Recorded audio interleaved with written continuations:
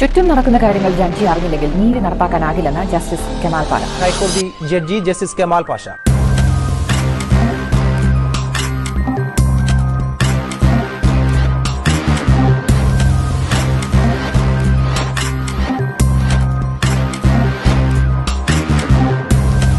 രാജാവ് മഗ്നനാണെന്ന് വിളിച്ചു പറയാൻ ആരെങ്കിലുമൊക്കെ വേണ്ടത്.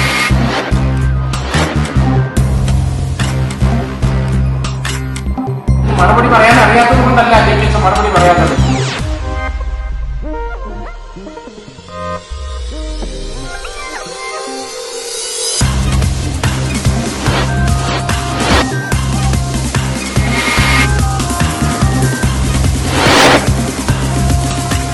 ശബ്ദമില്ലാത്തവരുടെ ശബ്ദമായി ഞാൻ നിങ്ങളിലേക്ക് വരുന്നു.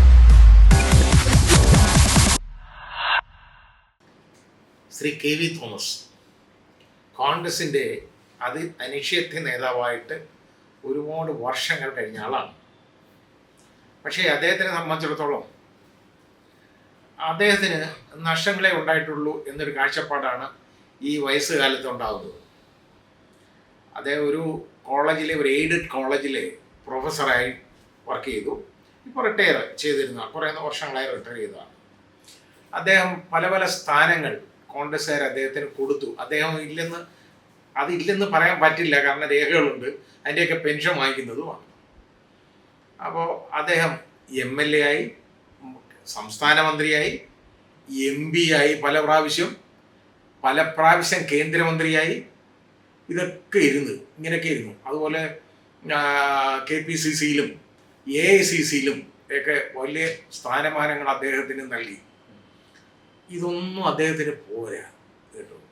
അവസാനം ഇതെന്ന് പറഞ്ഞു കഴിഞ്ഞാൽ നമ്മുടെ ഈ കോൺഗ്രസ്സിൽ, പ്രത്യേകിച്ച് കോൺഗ്രസ്സിലെ എല്ലാ രാഷ്ട്രീയ നേതാക്കൾക്കും കഴിയുന്നതും മരിക്കുന്നത് വരെയും എന്തെങ്കിലും സ്ഥാനങ്ങൾ വേണം. അത് നിർബന്ധമാണ്. പല ജഡ്ജിമാർക്കും അതുണ്ട്.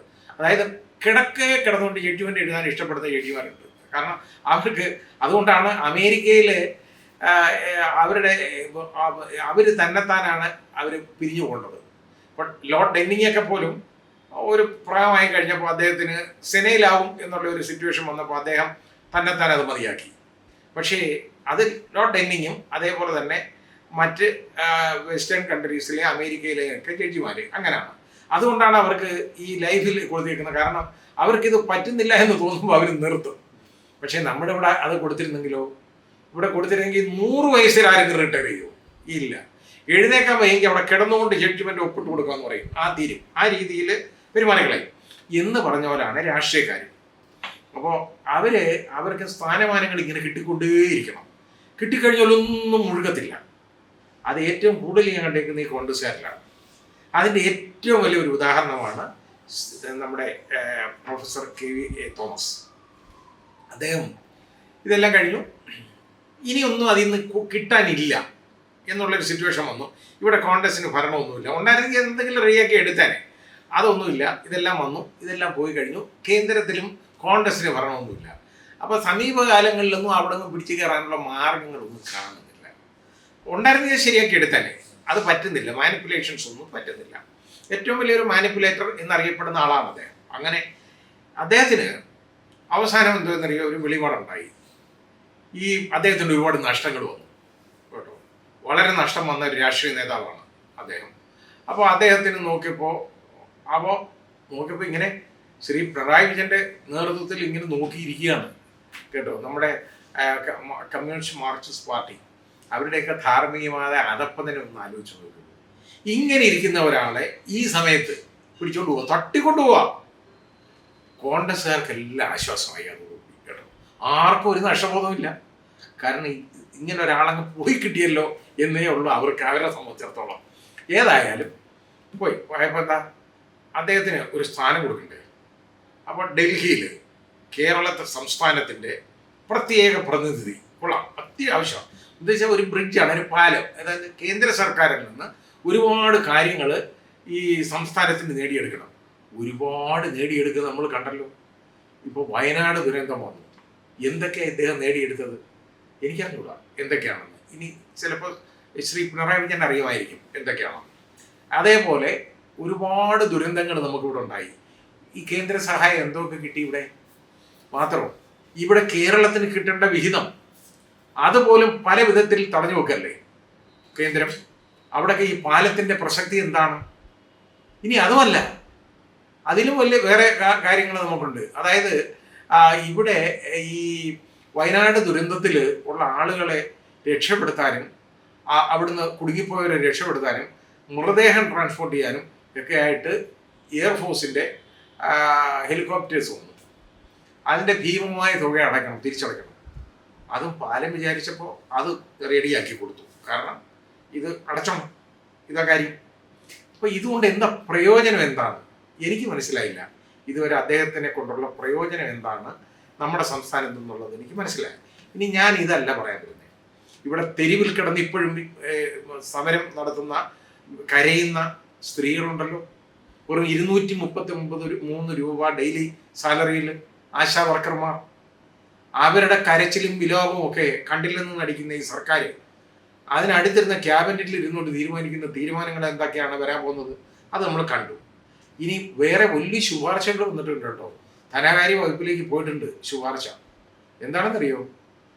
അദ്ദേഹത്തിന് ശ്രീ KV തോമസിന് ഇപ്പോൾ വർഷം തോറും അതായത് 5 ലക്ഷം രൂപയാണ് യഥാർത്ഥത്തിൽ യാത്രാബദ്ധമായിട്ട് അനുവദിക്കുന്നത്. എന്തിനാണ്? ഇവിടുന്ന് ഫ്ലൈറ്റിൽ ഡൽഹി പോയിട്ട് വരണം കേട്ടോ.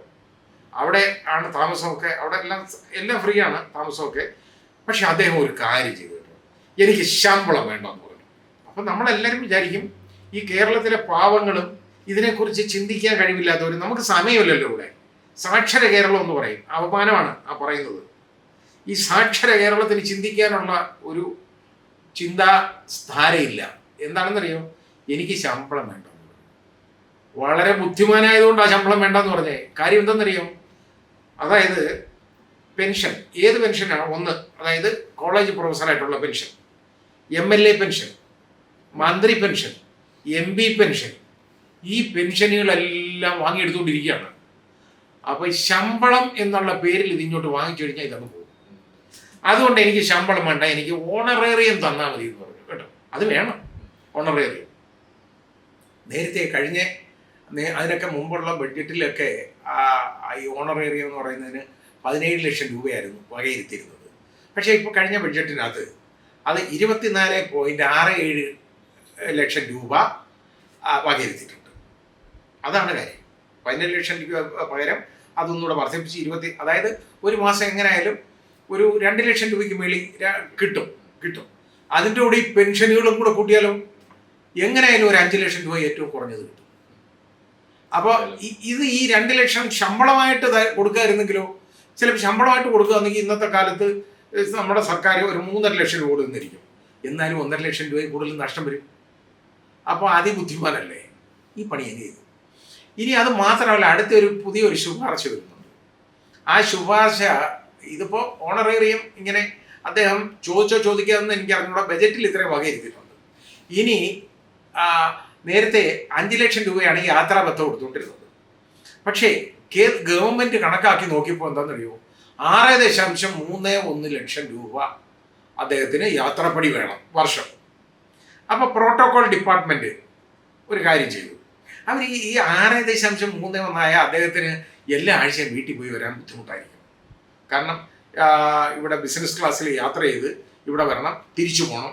അത് വരുമ്പോൾ ചിലപ്പോൾ അത് കഷ്ടിച്ച് വല്ലപ്പോഴും അന്നേരം വരാൻ പറ്റുന്നുള്ളൂ, ഒരു 2 മാസം കൂടുമ്പോഴൊക്കെ.